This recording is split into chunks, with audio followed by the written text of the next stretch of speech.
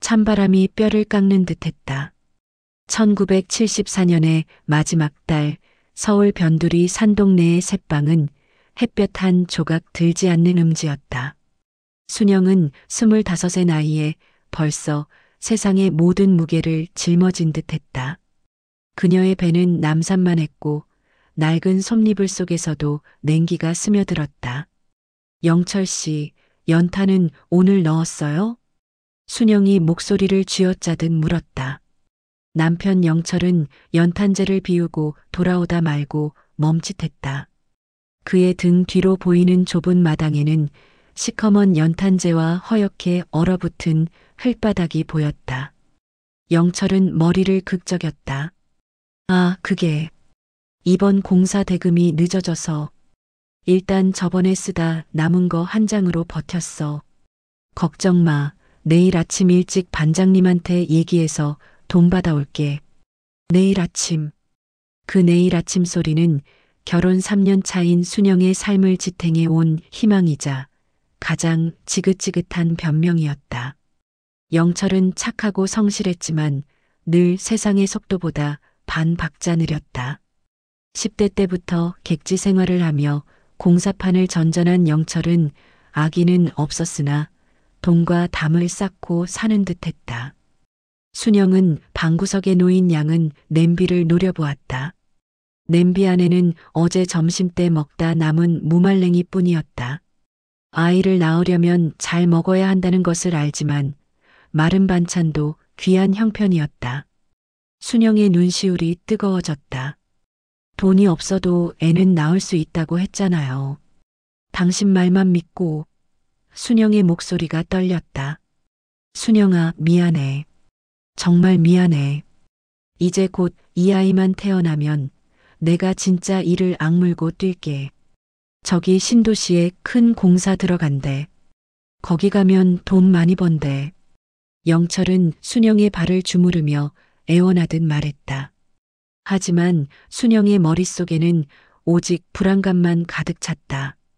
이 아이가 세상에 나오면 이 새빵의 추위를 어떻게 견디게 할까? 쌀밥 대신 무말랭이만 먹일 수는 없지 않은가? 아이의 울음소리가 시작되면 이웃집 눈치는 또 어떻게 봐야 할까? 희망으로 가득 찼던 태호의 잉태 소식은 이제 25 순영에게 묵직한 짐으로 변해 있었다. 새해를 맞은 지 얼마 되지 않은 1월 중순, 순영은 고통 끝에 아들을 낳았다. 해산 직후 가장 먼저 새빵 문을 열고 들어온 것은 시어머니 정심이었다. 읍내에서 국밥집을 운영하는 정심은 서울 변두리에 사는 아들 부부를 늘 걱정했다. 그녀는 며느리 순영을 탐탁지 않게 여겼다. 도해지 물이 든 아이라 살림에는 영 소질이 없고 남편을 닥달해 살림을 일으킬 기세도 없어 보였기 때문이다. 정심은 얇은 요 위에서 땀을 뻘뻘 흘리는 순영을 보더니 한숨을 쉬었다. 이 집구석 꼬라지하고는 영철아, 너 이 애미 속을 얼마나 더 썩일 거니? 정심은 혀를 차며 순영이 낳은 아기에게 다가갔다. 아기는 붉고 작았지만 우렁찬 울음소리를 냈다. 정심은 손수건에 침을 묻혀 아기의 눈곱을 닦아주었다. 아기의 손가락이 정심의 손을 쥐었다 놓았다. 정심의 얼굴에 단단한 책임감이 떠올랐다. 며느라가, 너 산후조리는 됐고 이 아기 먹일 거는 있니? 정심의 물음에 순영은 고개를 숙였다. 영철은 시어머니의 눈치를 보며 쭈뼛거렸다. 어머니, 제가 내일부터 돈 받아다가. 입 다물어라, 영철아. 내 그 내일부터 소리만 몇 년째니. 정심은 아기를 조심스럽게 안아 올렸다. 순영은 본능적으로 손을 뻗었지만 정심은 순영을 차갑게 외면했다. 이 아기는 내가 데려가야겠다. 정심의 말은 순영의 머리에 번개처럼 꽂혔다. 어머니, 무슨 말씀이세요? 무슨 말이긴. 내가 이 아이를 이 추운 방에서 이 무말랭이 국물 먹여서 키울 거니? 아이는 최소한의 영양과 안정이 필요하다. 너희 둘의 꼴을 봐라. 당장 연탄 한 장 살 돈도 없으면서. 정심은 품에서 노란 빛깔의 분유캔을 꺼내 순영이 앞에 던지듯 내려놓았다. 깡통이 굴러가는 소리가 새방에 가난한 메아리를 울렸다. 이건 내가 먹일 분유값이다. 이걸로 내 어미의 도리는 다 했다고 생각해라. 이 아이는 내가 키울 것이다. 대학까지 보낼 것이다. 너희처럼 가난에 찌들게 하지는 않을 것이다. 정심의 말은 선언이자 통보였다. 순영은 머릿속이 새하얗게 비었다. 어머니, 안 돼요. 아무리 그래도 어떻게 제 아이예요. 제가 낳았어요. 순영은 벌떡 일어나려 했지만 온몸에 힘이 빠져 다시 쓰러졌다. 낳았으면 책임져야지. 책임 못 질 거면 낳지를 말았어야지. 내가 지금 이 아이에게 해줄 수 있는 게 무엇이니? 하루 종일 굶주림에 울게 하는 거? 아니다, 순영아. 너를 원망하지 않는다. 다만 가난은 죄고 죄는 아이에게 물려줘선 안 되는 거다. 정심은 차가웠지만 그녀의 눈빛에는 흔들림 없는 의지가 있었다. 그녀는 아들을 가난으로부터 구원하겠다는 확신을 갖고 있었다. 순영은 눈물 범벅이 된 얼굴로 영철을 쳐다봤다. 영철은 고개를 떨구고 순영의 손을 붙잡았지만 그 손에는 어떤 힘도 없었다. 그는 시어머니의 말에 반박할 수 있는 경제적 능력이 없었다. 순영은 깨달았다. 이 싸움은 단순히 모성대 시어머니의 간섭이 아니라 자본과 빈곤의 싸움이라는 것을, 그리고 지금 이 순간 자신은 압도적으로 지고 있다는 것을 절대로 그냥 두지 않을 거예요. 제가 돈 벌 거예요. 악착같이 벌어서 반드시 태호를 되찾아올 거예요. 그때 어머니가 이 아이에게 쓴 돈 전부 갚을 거예요. 순영은 분유캔을 쥔 채 정심을 노려보았다. 정심은 순영의 눈빛에서 절망과 복수심이 뒤섞인 불꽃을 보았다. 그러렴. 그때가 되면 아이는 너를 찾지 않을 테지만 내 너희에게 빚은 지우지 않는다. 이 아이의 양육은 순전히 내 몫이고 내 책임이다. 정심은 아기를 두툼한 천에 싸서 품에 안고 새방을 나섰다. 갓 한 달이 된 아들 태호는 할머니의 품에서 새근새근 잠들어 있었다. 문이 닫히자 새방에는 갓난아기의 울음소리 대신 순영의 흐느낌만 가득 찼다. 아들을 낳은 방은 텅 비어 있었다. 순영은 방바닥에 납작 엎드려 울었다. 아기를 낳은 지 한 달. 그녀는 그 한 달 동안 분유 한 번 제대로 먹이지 못했고 따뜻한 물로 씻기지도 못했다. 그리고 지금 아기는 그녀의 품을 떠났다. 남편 영철이 순영을 안아주려 했지만 순영은 그를 밀쳐냈다. 당신 때문이야. 당신이 무능해서, 당신이 우리가 가난해서 태호를 빼앗긴 거야.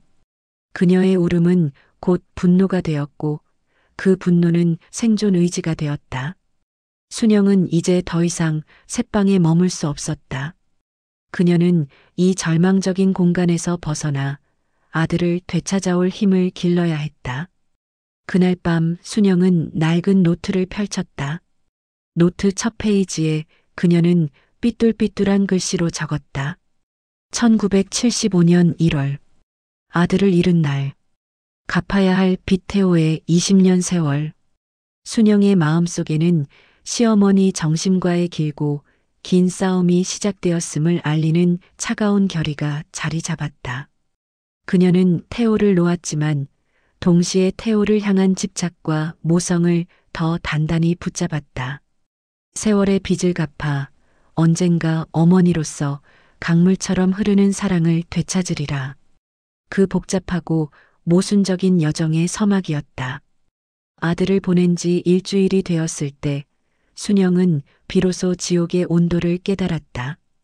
방은 여전히 차가웠지만 아기가 없으니 연탄 한 장을 때울 명분도 기력도 사라졌다. 얇은 이불 위에서 뜬 눈으로 밤을 새우던 순영은 환청처럼 들려오는 아들의 울음소리에 미쳐버릴 것 같았다.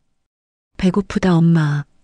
분명 갓난아기에게서는 나올 수 없는 소리였지만 순영의 귀에는 그렇게 들렸다. 그녀는 죄인이었다. 낳았으되 품지 못하고 심지어 낯선 시어머니의 품으로 보내버린 어미. 남편 영철은 공사장에 나갔다가 늦게 돌아왔다. 그는 순영의 눈을 마주치지 못하고 구석에 쭈그리고 앉아 밥을 먹었다. 그를 볼 때마다 순영의 가슴에는 날카로운 비수가 꽂혔다. 이 모든 비극의 시작은 가난이고 그 가난을 끊어내지 못하는 영철의 무능력 때문이었다. 영철 씨, 나갈 거예요.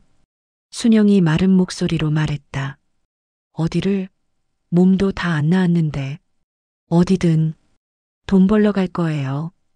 이대로 있다간 내가 먼저 미쳐버린 것 같으니까. 당신이 못 벌면 내가 벌어야지. 태호, 내가 반드시 되찾아와야 하니까. 순영은 당장 일할 곳을 찾아 나섰다. 1975년의 서울은 활력이 넘쳤지만 젊은 세대에게 쉽게 일자리를 내주지 않았다. 공장에 들어가려 해도 몸이 약하다며 거절당했고 식당 허드렛 일은 이미 고용인이 가득 찼다. 새빵의 보증금마저도 겨우겨우 마련했던 터라 일자리를 구하지 못하면 당장 쫓겨날 판이었다. 순영은 좌절했지만 태호라는 이름 석자가 그녀를 버티게 했다. 그녀는 무작정 종로의 뒷골목을 헤매다 간판도 없는 작은 봉제 공장 문을 두드렸다. 애 엄마가 무슨 일을 하겠다고.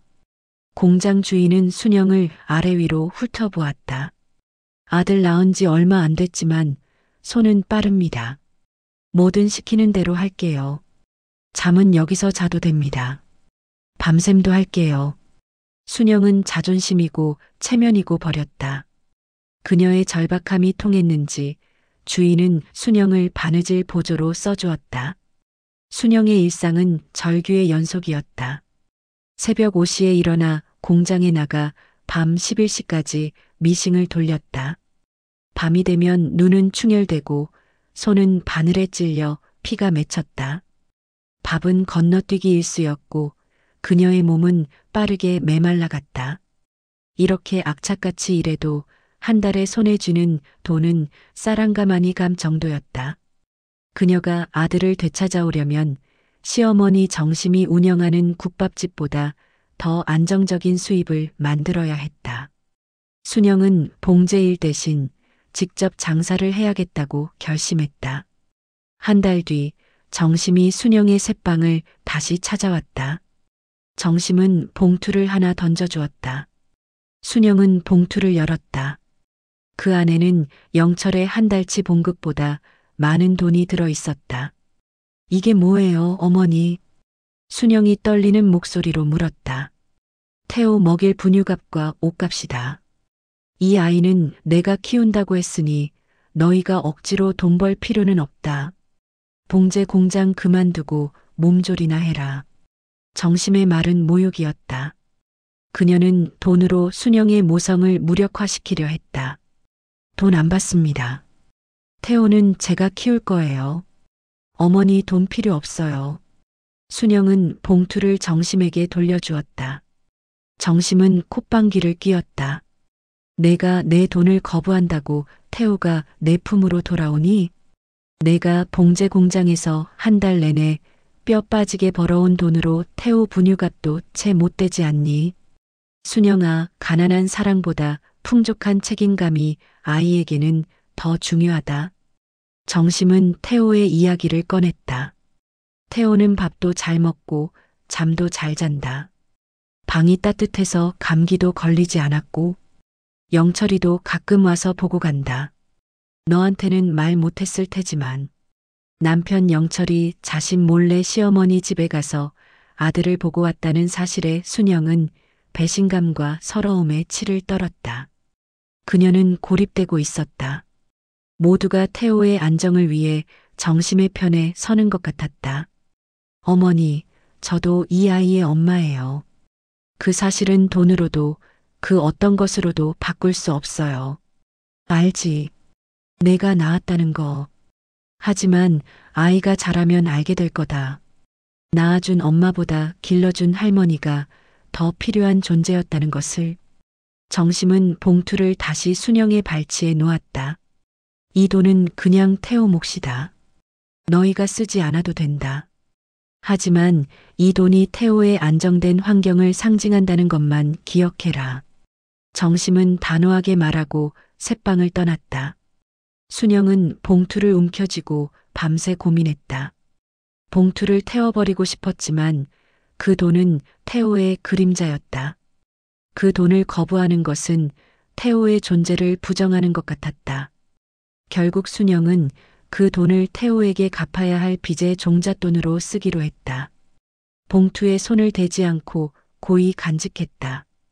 그리고 그녀는 결심했다. 봉제 공장의 푼돈 대신 더 큰 돈을 벌 수 있는 방법을 찾아야 했다. 며칠 후 순영은 새방을 정리하고 영철에게 말했다. 영철 씨, 우리 국밥집 차려요. 어머니 국밥집 근처 말고 사람들이 더 많이 모이는 곳에. 갑자기 국밥집이라니? 돈은? 어머니가 주신 돈 말고 내가 번 돈이 조금 있어요. 그리고 빚을 내서라도 시작해야 해요. 태호를 되찾아오려면 우리가 정심 어머니보다 더 나은 환경을 아이에게 제공할 수 있다는 것을 증명해야 해요. 순영은 억척스러워졌다. 봉제 공장에서 바느질을 하던 연약한 여인이 아니라 아들을 향한 복수심으로 똘똘 뭉친 장사꾼이 되었다. 그녀는 아들을 되찾기 위해 돈을 향한 맹목적인 집착을 시작했다. 그녀에게 태호는 더 이상 따뜻한 갓난아기가 아니었다. 태호는 그녀가 반드시 쟁취해야 할 자존심이자 삶의 목표가 되어 있었다. 순영은 정심이 놓고 간 분유값 봉투를 단단히 쥔 채 1975년의 차가운 서울 거리로 나섰다. 그녀의 눈빛은 복수심과 모성애, 그리고 가난에 대한 증오로 번뜩이고 있었다. 그녀는 알았다. 시어머니와의 피할 수 없는 전쟁은 이제 막 시작되었다는 것을.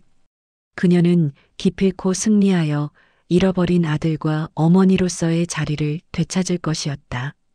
국밥집을 시작한 지 1년이 되었다. 순영의 가게는 시어머니 정심의 가게에서 걸어서 30분 거리, 읍내 시장 입구에 자리 잡았다. 순영은 악착 같았다.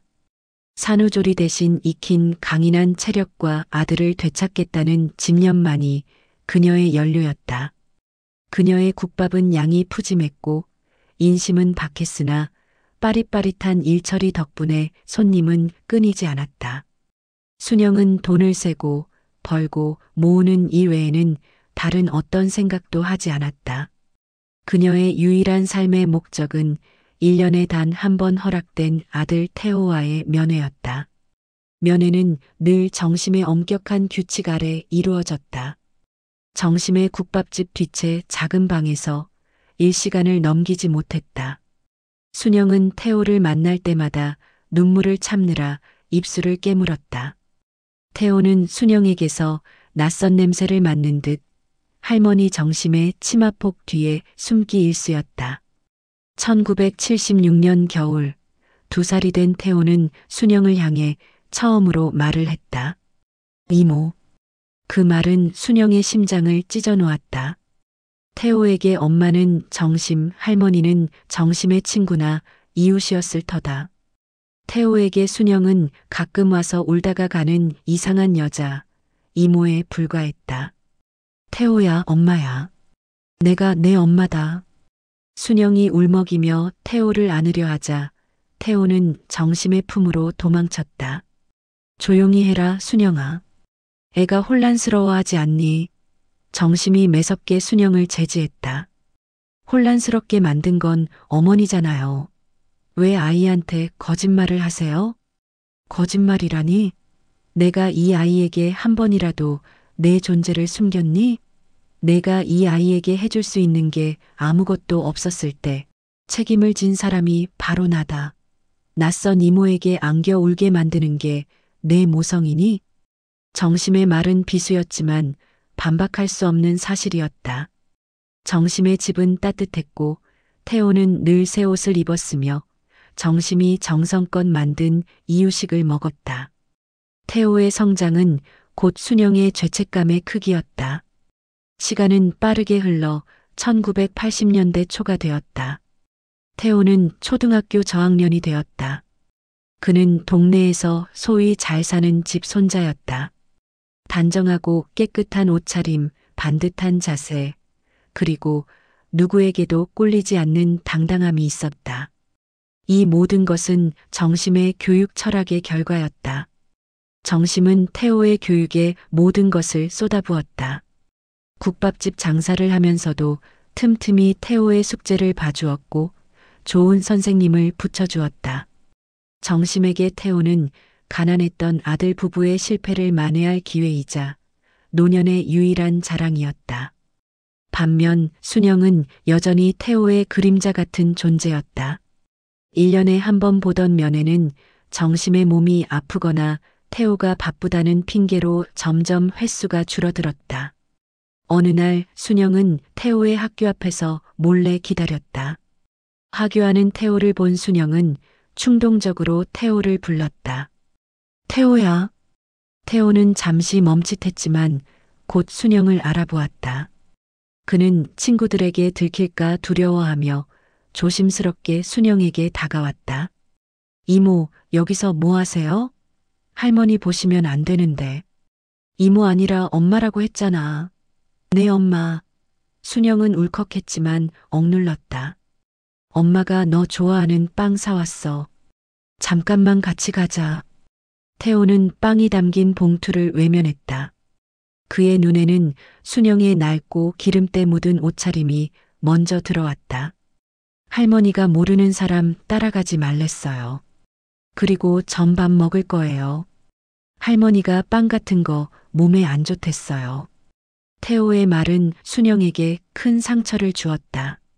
그것은 정심의 양육 방식이 태호의 마음속에 얼마나 깊숙이 자리 잡았는지를 증명했다. 순영의 따뜻한 모성은 정심의 철저한 책임감 앞에서 늘 초라했다. 태호의 문제로 순영과 정심의 싸움은 이제 피할 수 없는 대결이 되었다. 남편 영철은 이 싸움에서 방관자로 전락했다. 아내 순영에게도 어머니 정심에게도 힘이 되지 못하는 자신의 무능력함에 좌절한 영철은 술에 의존하거나 며칠씩 집을 비우기 일쑤였다. 순영은 그런 영철에게 점차 정을 떼기 시작했다.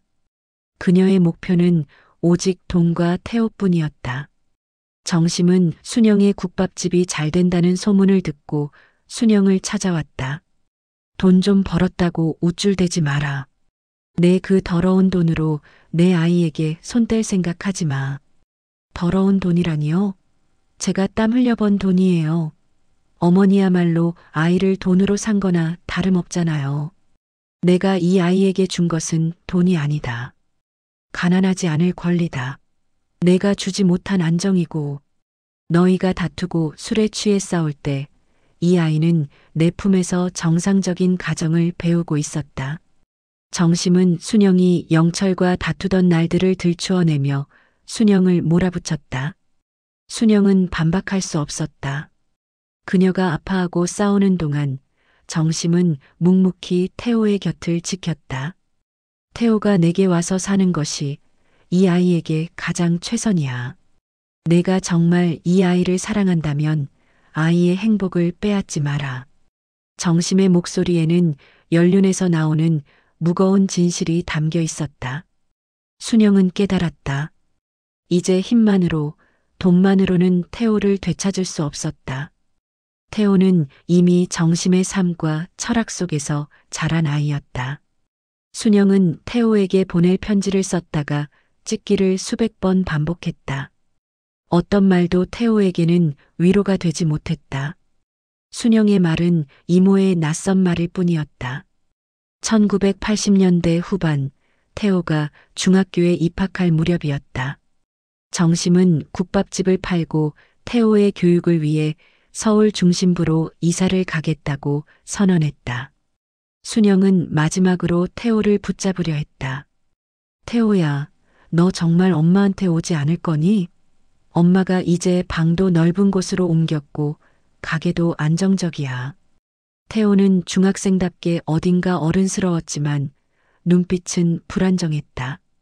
엄마 국밥집은 냄새가 나잖아요. 그리고 할머니는 제가 좋은 대학 가야 한다고 했어요. 엄마한테 가면 할머니가 저한테 실망할 거예요. 태호는 순영의 사랑보다 정심의 기대를 선택했다. 그것은 순영에게 결정적인 패배였다. 태호의 입을 통해 나온 그 말은 순영이 수십 년간 쌓아온 모성의 탑을 와르르 무너뜨렸다. 순영은 그날 태호를 안지 못했다. 대신 태호의 뒷모습을 한참 동안 바라보았다. 단단하게 자란 태호의 뒷모습은 정심의 승리를 상징했다. 순영은 깨달았다. 자신은 더 이상 태호의 보호자가 아니라 태호가 극복해야 할 가난한 과거가 되었다는 것을. 순영은 다시 낡은 노트를 펼쳤다. 1980년대 후반. 태호의 선택. 갚아야 할 빚 태호에게 주지 못한 평화. 순영은 싸움을 멈추었다. 하지만 어머니로서의 자리를 포기한 것은 아니었다. 그녀는 태호의 곁을 떠나는 대신 태호의 삶에 멀리서 빛나는 별처럼 존재하기로 결심했다. 그녀의 남은 세월은 잃어버린 아들을 향한 침묵의 헌신으로 채워질 터였다. 1980년대 중반 순영의 국밥집은 악착순영내로 불렸다.